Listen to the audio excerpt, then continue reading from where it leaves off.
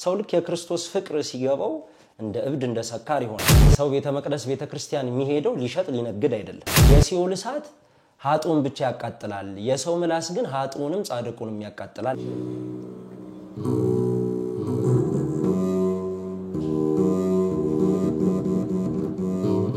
እንኳን ደህና መጡ ቤቶን ከመገንባት ባሻገር ምቹ አካባቢን በመፍጠር ላይ ዲኤምሲ ሪል ስቴት ለመጀመሪያ ጊዜ ቤት ሊገዙ ወይም ደግሞ እያደገ ለመጣው ቤተሰቦ ሰፊና ምቹ ስፍራ አሊያም ደግሞ የቅንጦት ቤቶችን ፈልገው እኛ ዘንድ ከመጡ ትክክለኛ ቦታ ላይ ኖት ዲኤምሲ ሪል ስቴት እንሰኛለን ግንባር ቦታ ላይ ከባለ 1 እስከ ባለ 4 መኝታ ቤቶችን በለቡ መብራት ኃይል በካሬ 78000 ብር ብቻ የህልም ቤቶን የበለጠ እውን እንዲያደርጉ በ8% ቅድመ ክፍያና 60% የባንክ አማራጭ አመቻችተናል ምን ቀረን ታዲያ እርሶ ብቻ እንዳይቀሩ ቦታ ውስን ነውና ፈጠን ብለው በእነዚህ ስልኮች ይደውሉ 0910 55 59 49 0902 47 52 67 DMC Real Estate የምስራች እንኳን ደስ ያለን ስጦታዎቻችሁን በታማኝነት አስገብተናል ስራዎቻችንንም አጋምሰናል የሙታንሳ ማር ቅዱስ ሚካኤል አንድነት ገዳም አደራን ተቀብለን በፈጣሪ ቸርነት እዚህ አድርሰናል ገና ስናስበው በመብርሃን ተደግፈን የመድኃኔ ዓለምን ፈቃድ ጠይቀን በእናንተ ውድ ኦርቶዶክሳውያን ተማምነን የጀመርነውን የእናቶቻችንን በዓት ግንባታ አሁን አጠናቀናል ታዲያ በአንድ ገዳም ውስጥ ሁለት ዓለም የለም ወዲህ በብርሃን የተሞላ የእናቶች ስፍራ ወዲያ ፈጽሞ ለጸሎት የማይመች የአባቶች በዓት እኛ ልጆቻቸው እያለን ለምን የተዋህዶ ልጆች አባቶቻችን ልክ እንደ እናቶቻችን እናሳርፋቸው ስለዚህ የጀመርነው ልግስና ቢቀጥል በእኛ በልጆቻቸው ዘውትር እንድንመረቅ ዝቅ ብለን ከእግሮቻቸው የሊቀ መላእክቱ ጥበቃ አይለየን የአባቶቻችንም ምልጃ ጸሎታቸው አሜን ከመርገመ በለስ እስከ ስቅለቱ ድረስ ከዛሬ ጀምሮ ዕለት ፕሮግራም ይዘንላችሁ እንመጣለን ጌታችን መድኃኒታችን ኢየሱስ ክርስቶስ 6666 ጊዜ ተገረፈበትን መከራ ስቃዩን ተላልፎ መሰጠቱን መተፋቱን መከራ ማየቱን ይዘንላችሁ መጣንበት ቀን ነው ታዲያ ህማማትን ይዘን ስንመጣ ከፍጥረት እስከ ፍጥረት ፍጻሜ ድረስ የነበረውን እውነተኛ ታሪክ ከናንተ ጋር ልናወጋ ሰኞን ዛሬ መርገመ በለስን ታሪክ ይዘንላችሁ መተናል አርአያ መካሻ ነኝ ቃለ ቀር ነው የምትከታተሉት ዲያቆን ሞገስን ይዤላችሁ መጥቻለሁ ወንድማችን ዲያቆን ሞገስ ስለ ህማማተ መስቀል ዕለት የያዝናቸውን ፕሮግራሞች ከናንተ ጋር የምናቀርብበትን ፕሮግራሞች ከኛ ጋር አብራችሁ ሊሳተፍ ይዞላችሁ መጥቷል እሱንም ወንድማችን እያመሰገንን እናንተም እውነት ጾሙን በመጾም መከራውን በመቀበል አብራችሁ ህማማተ መስቀሉን አብራችሁን ስላላችሁ እያመሰገንን ዛሬም ከዛሬም እስከ ዓርብ ድረስ እስከ ድረስ አብራችሁን ትቆዩ እየጋበዝኩ ፕሮግራማችንን ተከታተሉ ጋብዛችኋለሁ የምትከታተሉት ቃለ ቀርን ሚዲያ ነው ሰብስክራይብ ላይክ ኤንድ ሼር ማድረጋችሁን አትዘንጉት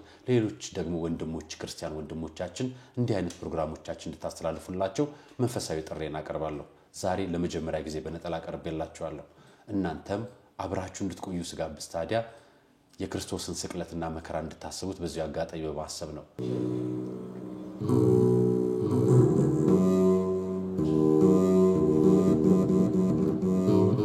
ወንድሜ ዲያቆን ሞገስ አብርሃም እንኳን ደህና መጣው ስቱዲዮአችን እንኳን ደህና ቆያችሁ ዛሬ ወደ አንድ እንግዲህ ከሳምንቱን አብረን እናሳልፋለን ብዬ ተስፋ አደርጋለሁ ከየት ደብር ነው የመጣው ቢሉኝ ከየት ደብር ልበላቸው እሺ እኔ አሁን ያገለገልኩበት ያለው ቦታ አፍሪካ ህብረት ደብረ ምረት ቅዱስ ሚካኤል ካቴድራል ቤተክርስቲያን ውስጥ በሰንበት ትምህርት ቤቱ የትምህርት ክፍል አባልና የስብከተ ወንጌሉ ተወካይ ሆኜ አገለግላለሁ እግዚአብሔር ያክብር አሜን መጽሐፎች ጽፈዋል አይደለም ሰንበት ትምህርት ቤት ተማሪ ሆኖ መጽሐፍ እንደሚጽፉ አላቀም ነበር ስንት መጽሐፎች ነው የጻፍካቸው አሁን ሶስተኛ መጽሐፌ ገበያ ላይ ይውላል እንደሚታወቀው ሰንበት ትምህርት ቤት በደንብ ብዙ ነገር ሃይማኖት ዶግማቲክ ርዕሰ ጉዳዮች በስፋት በመላት የሚሰጥበት ቦታ ውጪ የምንሰማው የተንሸዋረረ ሐሳብ አለ በሰንበት ትምህርት ቤት ጉዳይ እንጂ ከመዝሙር አገልግሎት ጥምቀት ላይ ከምናየው ውጪ በጣም ብዙ የነገር ሃይማኖት ትምህርቶች በስፋትና በመላት የሚሰጥበት ቦታ አሁን በተለያየ የመድረክ አገልግሎት ላይ የምናያቸው ሰባኪያንም ጸሐፊያንም በስም መጥቀስ ምንችላቸው ብዙዎቹ የሰንበት ትምህርት ቤት ውጤት ናቸውና እዛ ያለን ለመርሃ ግብሮች የምናዘጋጃቸው ጽሁፎች ነገ ከነጎዲያ በመጽሐፍ መልክ እንዲወጡ ምክንያት ሆኗል። እግዚአብሔር ፈቅዶ 2 መጻሕፍቶች ከዚህ በፊት ለንባብ አብቅቻለሁ። የመጀመሪያው ምክረ ወተግሳጽ ዘማሪ ይስሐቅ የሚል ነው። በዚህ በመጽሐፈ መነኮሳት ከምናገኛቸው መጽሐፎች መካከል አንደኛው ማር ይስሐቅ ነው፣ መጽሐፈ ማር ይስሐቅ ነው። ስለዚህ ከሱ ውስጥ የተወጣጡ ምክርና ተግሳጾች ለክርስቲያኖች ይረባል ይጠቅማል የሚባለውን እሱን ለማዘጋጀት ሞክሬያለሁ። ሁለተኛ የስብስብ ስራ ነው፣ ሰንበተ ሰንበታት ሚል በተለያዩ ጊዜ የተጻፉ ጽሁፎች ስብስብ ስራ ነው። አሁን ደግሞ የቤተ ክርስቲያን ሊቅ ወይም አምደ ሃይማኖት ኢትዮጵያዊ ቄርሎስ የምንለው አባ ጊዮርጊስ ዘጋስጫ በነገረ ክርስቶስ ላይ ያለውን አረዳድ ኦርቶዶክስ አረዳድ የሚያሳይ ሰው የሆነ አምላክ ሚል በተለይ አሁን በሶሻል ሚዲያ ላይ የሚነሱ ጥያቄዎች አሉ በነገረ ክርስቶስ ዙሪያ ላይ ለነሱ በቂ መልስ ይሰጣል ብዬ ያሰብኩትን የአባ ጊዮርጊስ ዘጋስጫ ትምህርቶችን የያዘ እግዚአብሔር ቢፈቅድ በይሄ ጾም ሳያልቅ የሚወጣ ይሆናል ሰው የሆነ አምላክ ሚል። እንግዲህ ምንድነው የሚባለው ለምርቃቱ ያብቃ ነው የሚባለው። ሌላ እንኳን ማርያም ማረች ይባላል እኮ ለወለደ ብቻ አይደለም መጽሐፍም ላዘጋጃ ምጡ ከባድ ስለሆነ። ሕማማት እንዴት ታየዋለህ? መጀመሪያ እንዲሁ ሳምንቱን በጠቅላላ አጀማመራችን ዛሬ የምንጀምረው የመርገመ በልበስና የአንጾተ ቤተ መቅደስን ከማውራታችን በፊት ሕማማትን አንድ ጠቃላይ እንደ ክርስቲያን እንዴት ይታያል? እንግዲህ ኦርቶዶክሳዊ ተዋሕዶ ቤተ ክርስቲያን በመሰረተ እምነቷ አካታ ከምታከብራቸውና ረጅም ሰዓት ከምትሰብካቸው ቀናቶች አንደኛው ሕማማት ነው። በጣም አጭር ቀን ግን ብዙ ሚስጥራትና ትርጉም የያዘ። በዚህ አብይ ጾም ጥቅሉን ከተመለከትከው ልብ ብለን ካሰብነው ነገረ ክርስቶስ በደንብ የሚተነተንበት ነው። አንዳንድ ስሁት የሆኑ ሰዎች ኦርቶዶክሳዊ ተዋሕዶ ቤተ ክርስቲያን ስለ ነገረ ክርስቶስ ማታቅ ክርስቶስን ማትሰብክ ይመስላቸዋል። ሌላው ቀርቶ ይቺን 2 ወር በስትክክል ያጠና ሰው ይቺን 2 ወር በደንብ ያጠና ሰው ኦርቶዶክስ ክርስቶስን እንዴት ባለ መልኩ እንደምትሰብከው ማሳያ ነው። ለአብነት የምናነሳው ለድነተ ሰብ ለድነተ ዓለም ብሎ ስግው ቃል ወልድ ኢየሱስ ክርስቶስ ወደ ምድር መውረዱን አብነት አድርጋ ዘወረደ ብላ ታከብራለች። በሰንበትን መቀደሱን አስባ ቅድስት ብላ ታከብራለች። በምኩራብ ተገኝቶ ቤተ መቅደስ ሲሸጡ ሲለውጡ የነበሩትን ማጽዳቱን አስባ ምኩራብ ብላ ታከብራለች። 38 ዓመት ሙሉ በደዌ የተያዘውን ሰው መፈወሱን አብነት አድርጋ መጻጉዕ እያለች እያንዳንዱን ሳምንት አካላዊ ቃል ወልድ ኢየሱስ ክርስቶስ በምድር ሲመላለስ የሰራቸውን ስራዎች በዚህ 2 ወር ታስባለች። በዚህ ሲደንቀን ደግሞ በአንድ ሳምንት ውስጥ ሕማማት ብለን በመናስበው ሳምንት ውስጥ ደግሞ በሚያስደንቁ አገላለጾች ግብረ ሕማማት የሚባል መጽሐፍ አለ። በጣም ሰፊ ነው፣ ለአያያዝ ምቹ መጽሐፍ አይደለም። እያንዳንዱ የክርስቶስ ሕመም እየተቆጠረ የሚታሰበት። ስለዚህ ለዚህች ቤተ ክርስቲያን ክርስቶስን መስበክ የሚያስቡ የሚወዱ ሰዎች ታሪኳን ጥንቷን መሰረቷን አያውቁ። ጥንቷን መሰረቷ መነሻዋ ክርስቶስ ስለሆነና እነዚህ 2 ወርና በተለይ ሰሞነ ሕማማት ኦርቶዶክስ ተዋሕዶ ቤተ ክርስቲያን ለክርስቶስ ያላት ፍቅር የሚታይበት ነው። ፍቅሯ ደግሞ የአንደበት ብቻ አይደለም። ለምሳሌ በየቦታው ክርስቶስ ብሎ ሊጠራ ይችላል። አንድ ሰው ሊሰብክ ሊያስተምር ይችላል። ቤተ ክርስቲያን ከቃል የዘለለ ክርስቶስን በተግባር አካል ነስታ ነው የምትኖረው። በተግባር እየኖረችው እንደሆነ ማስረገጫ ደግሞ ሕማማት ነው። እየሰገደች እየወደቀች ሕመሙን እያሰበች እንግዲህ ክርስቶስ የተቀበለው ሕማም በጣም ከባድ ነው። መጽሐፍ ቅዱስ ላይ በጣም በተወሰነ መልኩ ነው የተቀመጠልን። እስቲ አንድ ሰው ለምሳሌ ምራቅ ቢተፋብህ እንቅልፍ አይወስድህ፣ የንቀት ምልክት ስለሆነ ይሄንን ምራቅ ክርስቶስ ታግሷል። እንደው አጋጣሚ ሆኖ ከሰው ጋር በጭንቅላት ብትጋጭ ወይ ከሆነ ግዑዝ ነገር ጋር ብትጋጭ ራስህን 1 ሳምንት 2 ሳምንት ሊያምህ ይችላል። ወዲያው ነው ቁጭ የምትለው። ክርስቶስ በዘንግ በጣም በተደጋጋሚ ደበድቡት ነበር። ሰውነቱ ደሞ አልቆ የሰውነቱ ነጭ እስኪታይ ድረስ መከራ ተቀብሏል። ሐዋርያው ቅዱስ ጳውሎስ እንወደው ዘንድ ደም ግባት አጣንለት ያለው ለዛ። ምክንያቱም ሙሉ ሰውነቱ በደም ተለውሶ። ለዚህ የክርስቶስ ፍቅር የምናስብበት ነው ሕማማት። ዛሬ በትንሹም በትልቁም ሰዎች እየተነሱ በጌታችን በኢየሱስ ክርስቶስ ላይ ያልተገባ ስውት የሆነ ክደት ያነሳሉ። ፍቅሩ ቢገባቸው ግን አያነሱ። ብፁዕ ማር ይስሐቅ ምን ይላል መሰለ? እብድ ለተባለሽ ፍቅሩ ያብቃን ይላል። እብድ ለተባለሽ ፍቅሩ ያብቃን ያለበት ምክንያት ሐዋርያት የክርስቶስን ፍቅር እያሰቡ በየመንገዱ እንደ እብድ ይቆጠሩ ነበር፣ እንደ ሰካራ የሚታዩ ነበር። እና ይሄ አባታችን እብድ ሐዋርያትን ሰካር ያደረገች የክርስቶስ ፍቅር ትደርብን ለማለት ነው። ሰው ልክ የክርስቶስ ፍቅር ሲገባው እንደ እብድ እንደ ሰካር ይሆናል። እነ ዮሐንስ ወንጌላዊ እኮ ሕመሙን በቅርበት ስላዩ ስቅለቱን ስላየ እድሜ ልኩን እያለቀሰ ነው ይኖር። ለዚህም ነው ቁጹረ ገጽ ፊቱ ማይፈታ ተብሎ የሚጠራውና በክርስቶስ ሕማም ቅርብ የሆነ ሰው የክርስቶስን ሕማም የሚያስብ ሰው በትንሽ በትልቁ ስለ ክርስቶስ አይከራከርም። ይልቁንስ የክርስቶስ ፍቅር በልቦና ያድራል። ህመሙን ካሰበ ስለኛ የከፈለው ዋጋ ዝምታው ኦት እግዘኢ ከሰተባፈው ነው የሚለው መጽሐፍ። እንዴት ያለ ትዕግስት ነው ይሏል ክርስቶስን። ምን አይነት ትዕግስት ነው ያለ? አምላክ ሆነ ሳለ ፈጣሪ ሆነ ሳለ ሰማይና ምድርን ያቀና አምላክ ሆነ ሳለ በፍጡራን እጅ መደብደብ እንዴት ያለ ትዕግስት ነው? ምራቅን መታገስ እንዴት ያለ ትዕግስት ነው? ያንን ሁሉ በደልና ስቃይ አድርሰውበት እንኳን በመስቀል ላይ ሊቀስፋቸው ሊያጠፋቸው ሲገባ የሚያደርጉትን አያውቁምና ይቅር በላቸዋል። ስለዚህ ክርስቶስ ዓለም ላይ አንድ ፍቅር አለ፣ እውነተኛ ፍቅር፣ እሱም የክርስቶስ ፍቅር ነው። በምን ተገለጠ የተባለ እንደሆነ ሰው መሆኑ ሲገርመን ደግሞ በምድር ላይ መከራ መቀበሉ፣ እሱ ሲገርመን ደግሞ መሰቀሉ ሲገርመን መሞቱ፣ ፍቅሩን እስከዚህ ድረስ አይተንበታልና በጥቅሉ ሰሞነ ሕማማት ሰብሰብ ስናደርገው ክርስቶስ ለሰው ልጆች የከፈለውን ዋጋና ለሰው ልጅ ምን ያህል እንደሚወድ ለሰው ልጅ ያለውን ፍቅር የሚያሳይበት የምናይበት ሳምንት ነው ማለት ነው። በጣም አመሰግናለሁ ዲያቆን ሞገስ። ወደ ዛሬው ዕለት እንግባ። የዛሬው ዕለት ተለይታ ማለት ነው ሳምንታቱ ተለይቶ ሁለቱን ወር ማለት ነው ሳምንታቱ ተለይቶ ስያሜ እንደተሰጠው ምልክት እንደተሰጠን ምክንያት እንደተሰጠን ሁሉ ይችን ደግሞ ሳምንት ሙሉዋን ለእያንዳንዷ ቀን ስያሜ ተሰጥቷታል። የዛሬዋ ቀን የምትጠራበት ስም አለ። አንደኛው መርገበ በለስ፣ ሁለተኛው አንጾት ቤተ መቅደስ ትባላለች። ለምን ተባለ?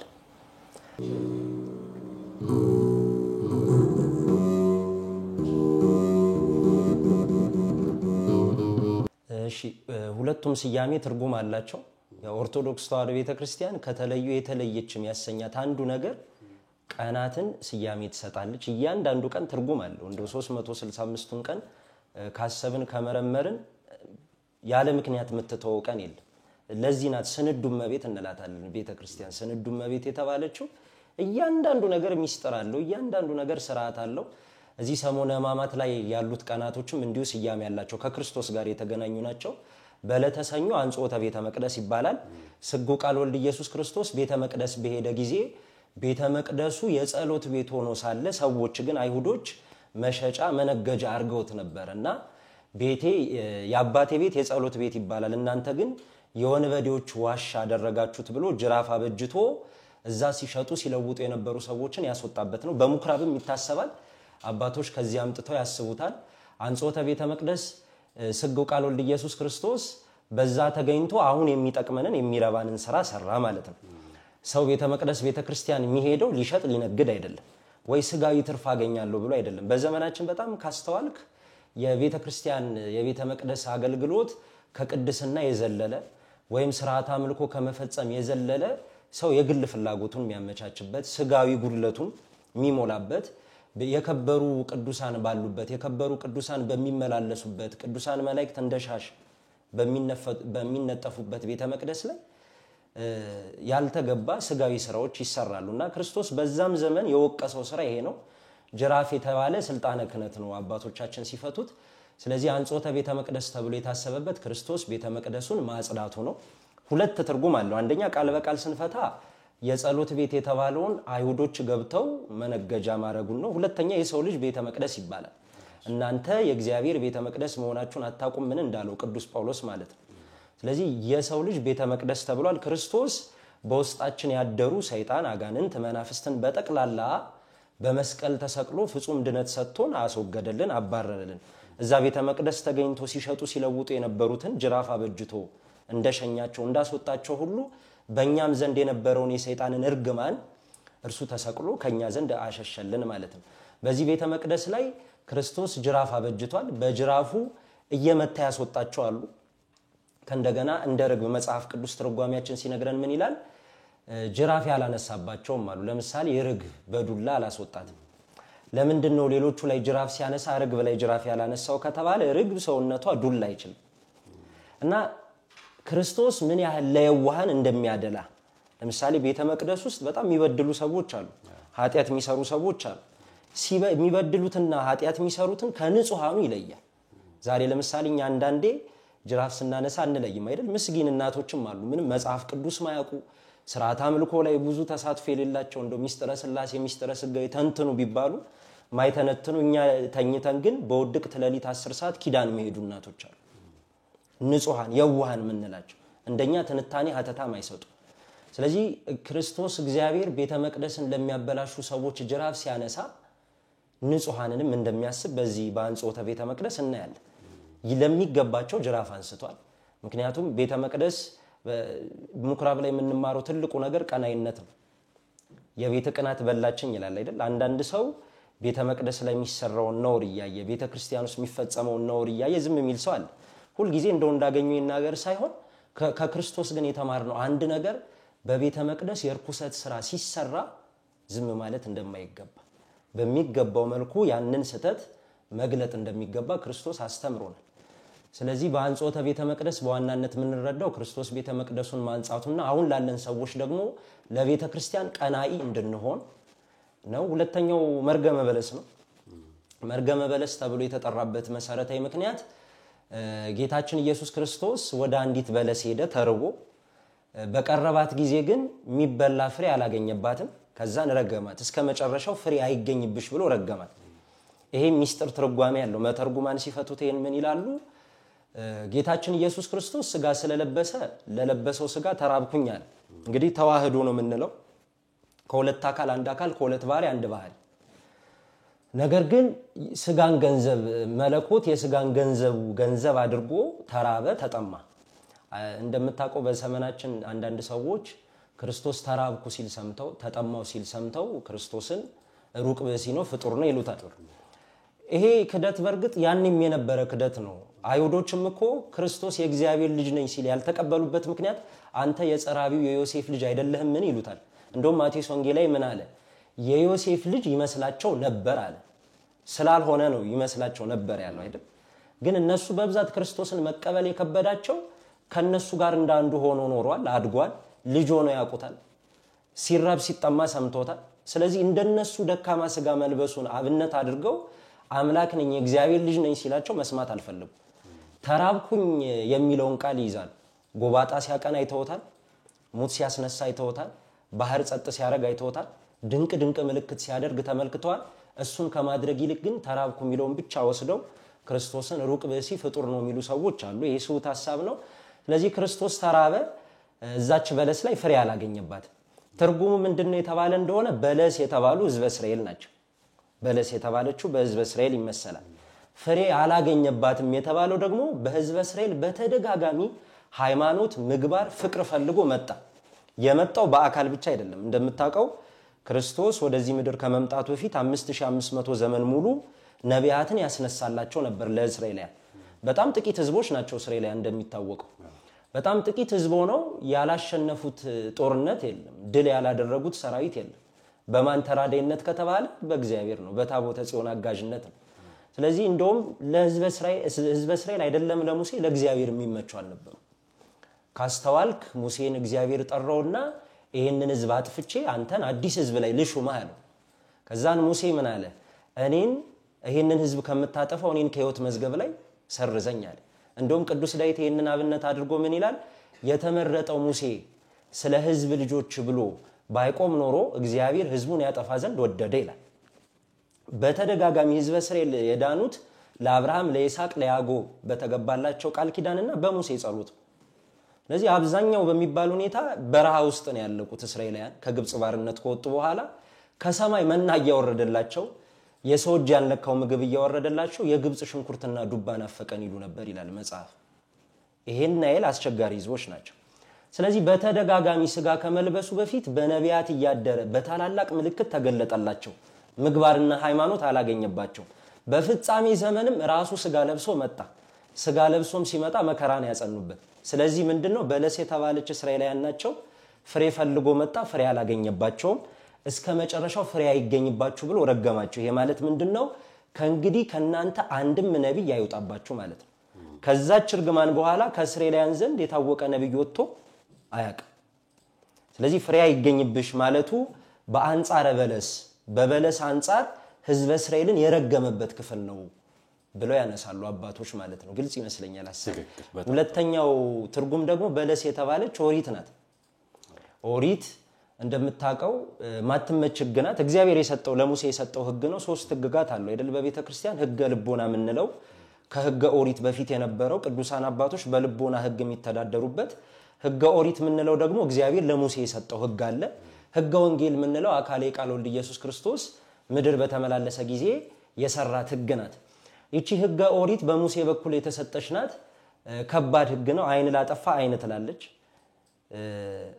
ምንድነው እግር ለቆረጠ እግር ነው የሚቆረጠው ከባድ ህግ ናት ለምሳሌ በሰንበት ቀን እንጨት የሚለቅም ሰው አግኝቶ በድንጋይ እንደወገሩት ኦሪት ዘሌዋውያን ላይ ይነግረናል ሰንበትን በጣም ያከብራሉ የኦሪት ህግ ስለሆነ ለዚህም ነው እስራኤላውያን አይሁዶች ክርስቶስን እየተከታተሉ በሰንበት ቀን ለምን እንዲት አደርጋለህ ይያሉ ሲከሱት የነበረው ማለት ነው ስለዚህ ኦሪት ከእግዚአብሔር ዘንድ የተሰጠች ብትሆንም ድነት ግን አልተገኘባትም ፍሬ አልተገኘባትም የኦሪት መስዋዕት እኮ ያቀርቡ ነበር አይደል በ5500 ዘመን የተመረጡ አባቶች በኦሪት ህግ እየኖሩ ታላላቅ ስራ ሰርተዋል ግን መዳን አልቻሉ ለዚህም ነው ነብዩ ኢሳይያስ ምን አለ ጽድቃችን እንደ መርገም ጨርቅ ተቆጠረብናል ጽድቅ ቢሰሩ ቅድስና ቢገኝላቸው መስዋዕት ቢያቀርቡ እንኳን አይድኑ ምክንያቱም የአዳም መርገም ምክንያት የሚገቡት ሲኦል ነበር ሲኦል ይገባሉ ማለት ቅዱሳን ግን የሲኦል እሳት ያገኛቸዋል ማለት አይደለም የያዕቆብ መልእክት ትርጓሜ ምን ይላል የሲኦል እሳት ኃጥኡን ብቻ ያቃጥላል የሰው ምላስ ግን ኃጥኡንም ጻድቁንም ያቃጥላል ይላል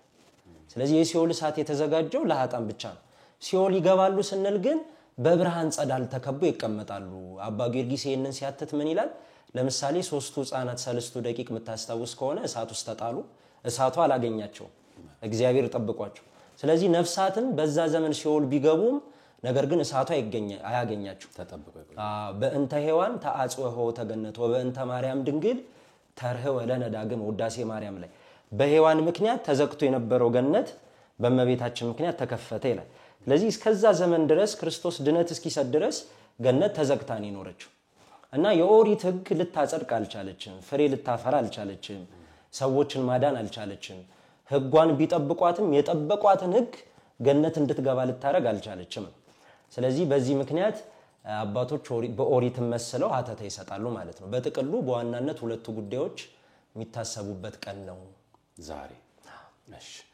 እንደዚህ ከታሰበ ምእመኑ እንዴት ያሳልፍ ዛሬን አሁን እንዴት አድርጎ ያሳልፍ ቤተክርስቲያን አሁን በተለምዶ መልኩ የሚሄደው ሰኞ ይኬዳል እስከ 9 ሰዓት እስከ 12 ሰዓት ጾም ይደረጋል ስግደት ይደረጋል ግን ምን ያደርግ ብዙ ጊዜ ቀኑን አይለየው ለምን መታሰቢያ እንደተደረገ ያያቅም ስለዚህ እሱን ነው ዛሬ ፈለግነው ምእመኖቻችን እንዲረዱት ምን ፈልገው እሱን ነው ምእመኑ እንዴት ይረዳ ምንስ ያደርግ አተገባበሩስ እንዴት ይሁን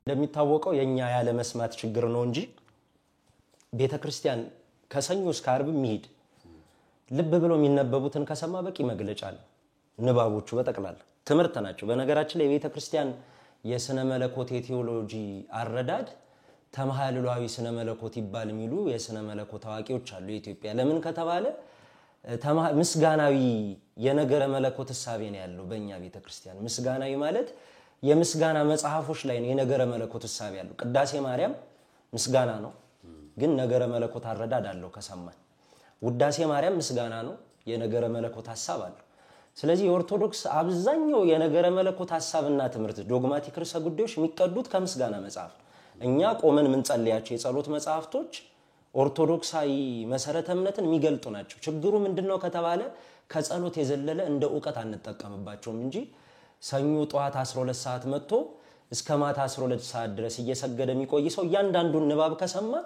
በቂ ዕውቀት ይዞ ይሄዳል በአንድ ሳምንት ውስጥ በስትክክል በነገረ ክርስቶስ ላይ በሚስጥረ ስላሴ ላይ ያለውን አረዳድ በአንድ ቀን ሸምድዶ መሄድ ይችላል ከሰማ ነው ስለዚህ በእለቱ ከሚሰገዱ ስግደቶች ውጪ እለቱን የተመለከተ ንባብ ይነበባል ዛሬ ያነሳናቸው ርዕሰ ጉዳዮች የሚያትቱ ግን ከሚሰጠው ስያሜ ተነስተ ምእመኑ ቢያስበው በየማስበውን ልናገር እንግዲህ አንጾተ ቤተ መቅደስ ነው ለቤተ መቅደስ ክብር በመስጠት ያሳልፈው ቤተ መቅደስን በማሰብ ቤተ መቅደስ ስል አንደኛ ቤተ መቅደስ የሚገባ ሰው ራሱን ጠብቆ መግባት አለበት አይደል ውጫይም ውስጣይ ለዚህ ጥሩ አብነት ምናደርገው ሙሴ የምታስተውስ ከሆነ ኮሬብ ተራራ ላይ እሳትና ሐመልማልና ነበልባል አየ ሐመልማል በነበልባሉ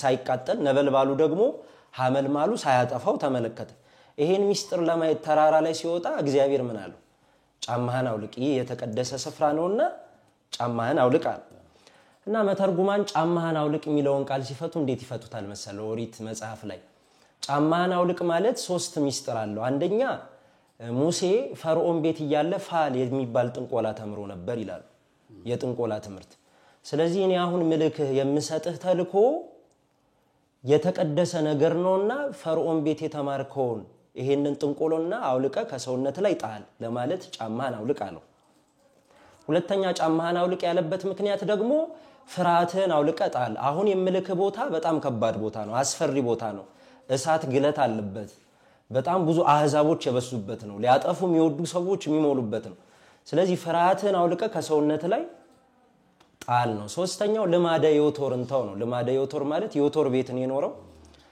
ከዮቶር ጋር ሲኖር አንዳንድ ልማዶች አሉና ስለዚህ እነዛን ልማድ አውልቀ ጣል የተቀደሰ ነገር ልሰጥህ ነው ስለዚህ ይሄንን ሐሳብ እንያዝና ሰው ቤተ መቅደስ ሲገባ እነዚህ ሶስት ነገሮች ጥሎ ይገባ የመጀመሪያው ይሄ ጥንቆላ ሟርት ምና የሚባሉ ነገሮችን ማውለቅ ጫማህን አውልቅ የሚለው ቤተ መቅደስ ይለጠፋል አይደል መግቢያ ላይ ልክ እሷን ሲያስብ እነዚህን ሶስት ነገሮች ማሰብ አለበት ጫማውን አውልቆ ሲገባ ፍርሃቱን አውልቆ ከእምነት ጋር ነው መግባት ያለበት ጫማውን አውልቆ ሲገባ ልማዶቹን ትቶ ነው መግባት ያለበት ክርስቶስ ነጋዴዎችን ያስወጣው ነገር ግን እንደ ነጋዴዎች ሆነን ባንሰራም እኛ ግን ከነ በደላችን ከነ ስታታችን ከነ ልማዳችንም ከገባን ደሰኝ ስለዚህ በዚህ ቀን ለቤተ መቅደስ ክብር በመስጠት ብናሳልፈው ከአካል ቤተ መቅደስ ከህንጻው ቤተ መቅደስነት ውጪ ደግሞ የኛ ቤተ መቅደስነት ይበልጣል የሰው ቤተ መቅደስ ስለዚህ ቤተ መቅደስን ንጹህ በማድረግ የሚችል ሰው ካለ ስለ ንጽህና ያያሰበ ስለ ቅድስናው ያያሰበ የሚያሳልፍበት ቀን መሆን አለበት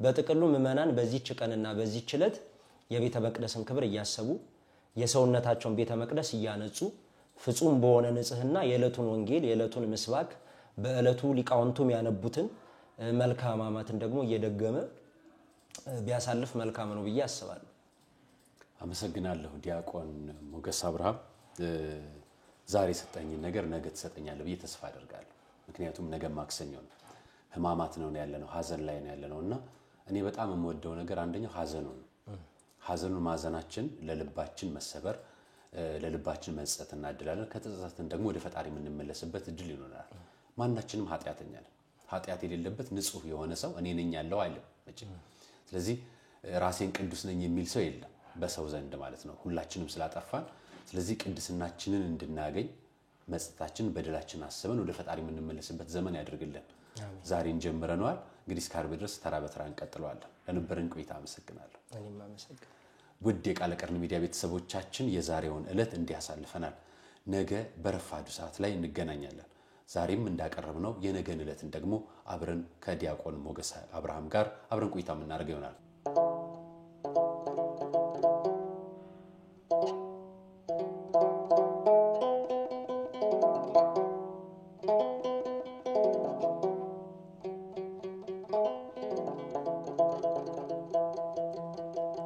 ጌታዬ ሆነ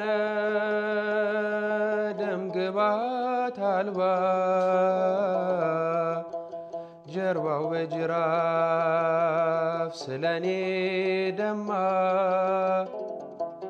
የኔን መገረፍ እርሱ ተገርፎ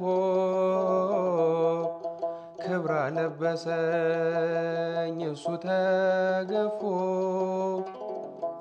ክብራ ለበሰኝ እሱ ተገፎ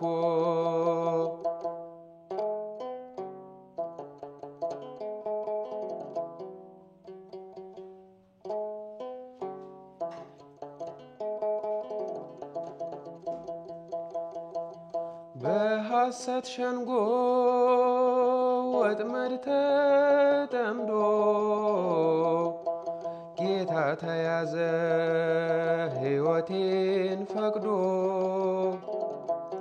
ክፉዎች ቢያዩት እንደ ወንበዴ ለኔ ግን ሆኗል መውጫ መንገዴ ለኔ ግን ሆኗል መውጫ መንገዴ ታስረሃል ስለኔ ኢየሱስ መድኔ ታስረሃል ስለኔ ኢየሱስ መድኔ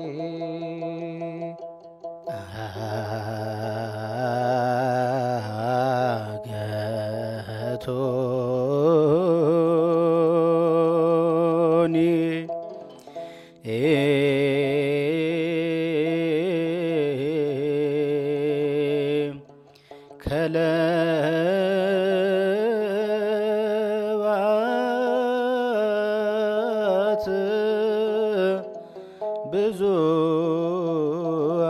ብዙአን ወሐዞኒ ማኅበሮሙ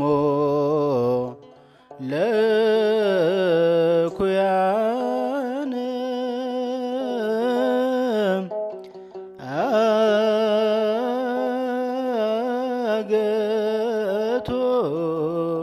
አገቶኒ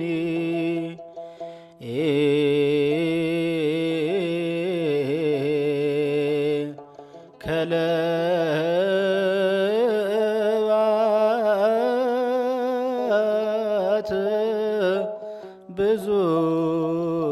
ብዙአን ጌታዬ ሆነ ደምግባት አልባ ጀርባው በጅራፍ ስለኔ ደማ የኔን መገረፍ እርሱ ተገርፎ ክብር አለበሰኝ እሱ ተገፎ ክብር አለበሰኝ እርሱ ተገርፎ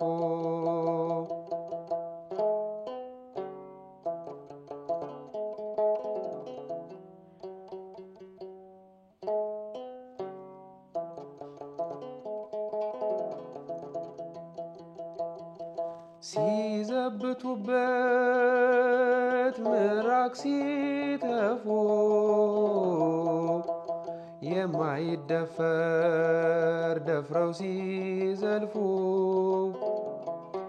በከበቡት ፊት ቃል ከለከለ እኔ እንድናገር እርሱ ዝም አለ እኔ እንድናገር እርሱ ዝም አለ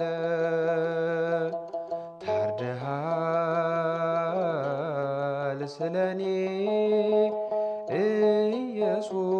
ኢየሱስ መድኔ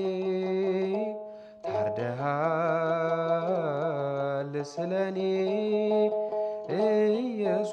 ኢየሱስ መድኔ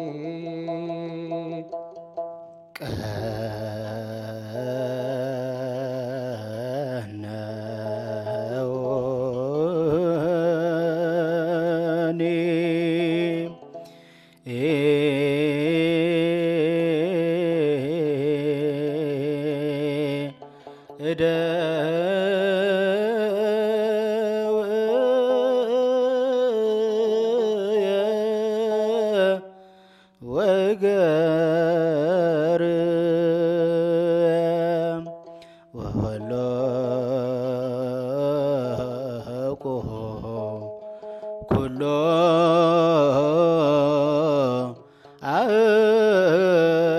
አዕጽምትየ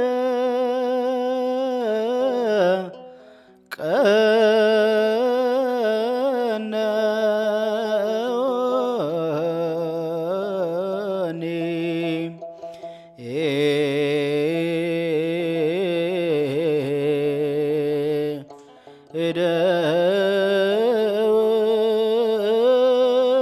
እደውየ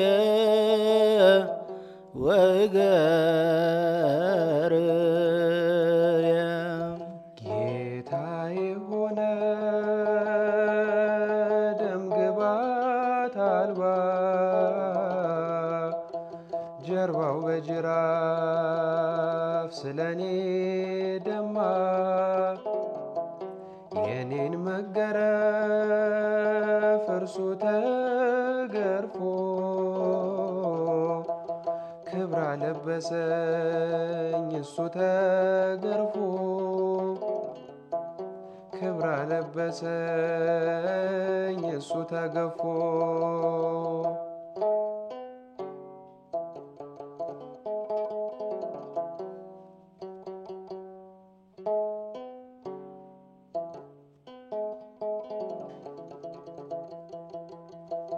ሕይወት መንጭቷል ተወግቶ ጎኑን ለከሳሾቹ ተርፏል ማዳኑ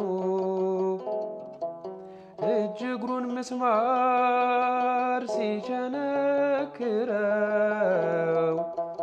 የሞትን እሾህ ከኔ ነቀለው የሞትን እሾህ ከኔ ነቀለው ተወጋ ስለኔ ኢየሱስ መድኔ ተወጋ ስለኔ ኢየሱስ መድኔ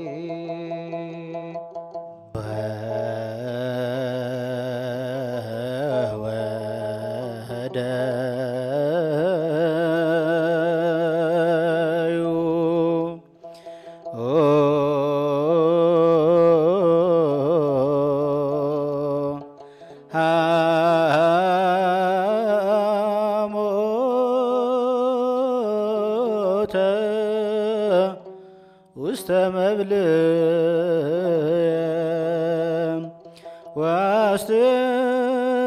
ወአስተኒ ብያ ለምየ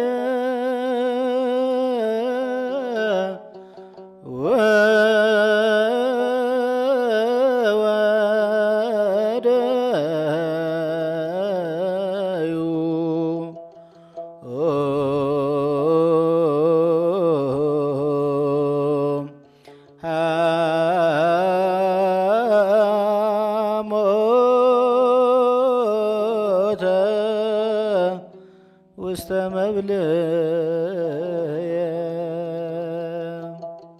ጌታዬ ሆነ ደም ግባት አልባ ጀርባው በጅራፍ ስለኔ ደማ የኔን መገረፍ እርሱ ተገርፎ ክብር ለበሰኝ እሱ ተገርፎ ክብር ለበሰኝ እርሱ ተገፎ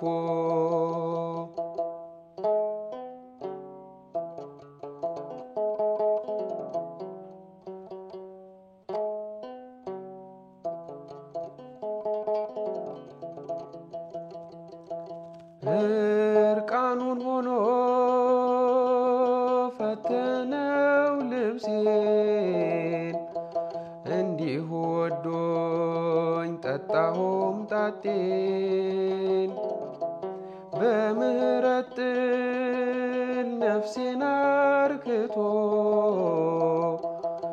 አለመለመኝ እርሱ ተጠምቶ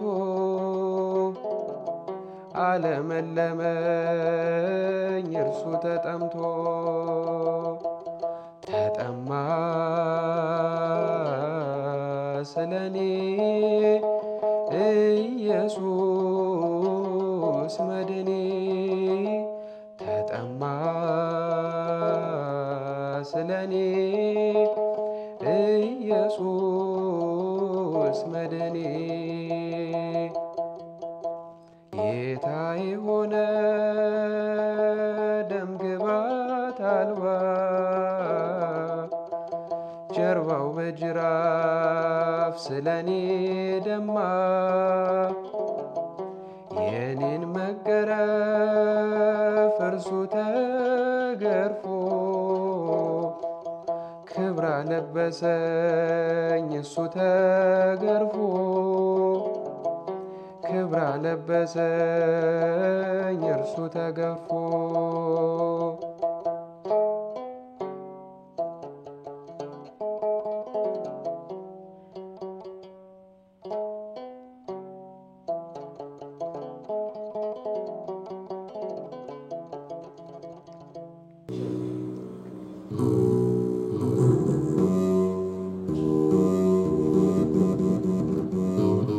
እንኳን ደህና መጡ።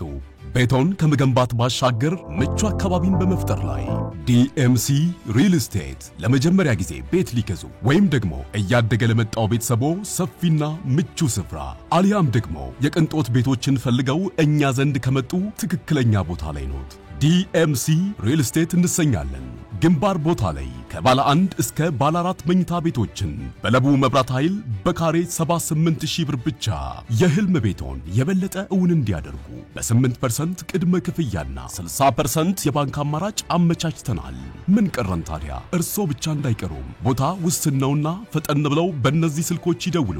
0910 55 59 49 0902 47 52 67 ዲኤምሲ ሪል ስቴት። የምስራች እንኳን ደስ ያለን። ስጦታዎቻችሁን በታማኝነት አስገብተናል፣ ስራዎቻችንንም አጋምሰናል። የሙታንሳ ማር ቅዱስ ሚካኤል አንድነት ገዳም አደራን ተቀብለን በፈጣሪ ቸርነት እዚህ አድርሰናል። ገና ስናስበው በመብርሃን ተደግፈን የመድኃኔ ዓለምን ፈቃድ ጠይቀን በእናንተ ውድ ኦርቶዶክሳውያን ተማምነን የጀመርነውን የእናቶቻችንን በዓት ግንባታ አሁን አጠናቀናል። ታዲያ በአንድ ገዳም ውስጥ ሁለት ዓለም የለም።